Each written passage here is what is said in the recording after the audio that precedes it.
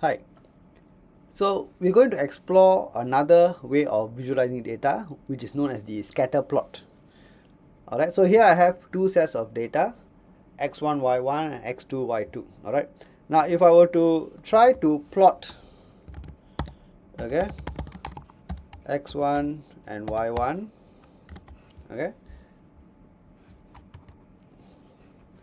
you will see that it is a very messy kind of line that you get, because the data that you have is not actually representing any particular trend, but it is individual points, correct? So trying to do trying to connect these dots using lines is not going to give you any meaningful information, all right, and you can't make anything useful out of it.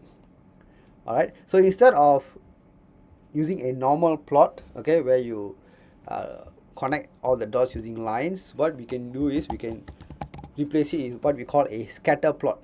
Okay, so with a scatter plot, what you get are all the dots, okay, all the dots, okay, that can be used to that are actually representing the various points, okay, representing the various points.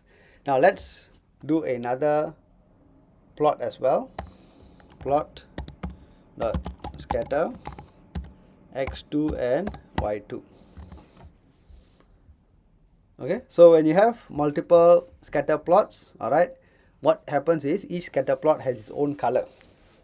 All right, now again, like I said before, whenever we do any plot, we need to have three important things, which are the x label, y label and title. All right, so let's do that first. Okay, so I'm going to say plot dot y label is the speed. Okay, plot dot x label is the number of cars. Okay, and plot dot title is car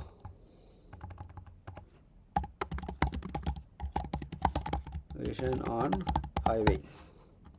All right, and since we have two sets of data, we need to also have a legend so that the person looking at the graph can make sense of the different sets of data.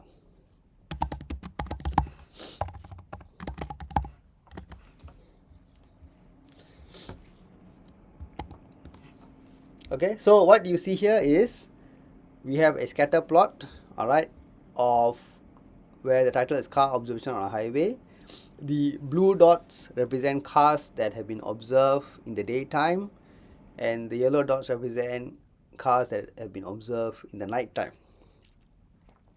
All right, so a scatter plot again is useful to visualize data in a way that you want to have some clarity on how the data is spread out. All right, so generally you can see that there are a few cars, okay, that travel at quite a high speed, all right, 100 and above, okay, but generally more cars seem to be traveling, all right, at a lower speed, below 100. Okay, so again, you can sort of have some indication or some pattern that you can observe from scatter plots. Okay, and scatter plots are also very useful in data analytics, all right, where you can sort of visualize the data and try to see any patterns that you observe, okay, before looking at it in other mathematical terms. All right, so again, scatter plots are very useful, and to plot scatter plots, you just use plot dot scatter. All right, so thank you for watching. I'll see you in my next video. Bye.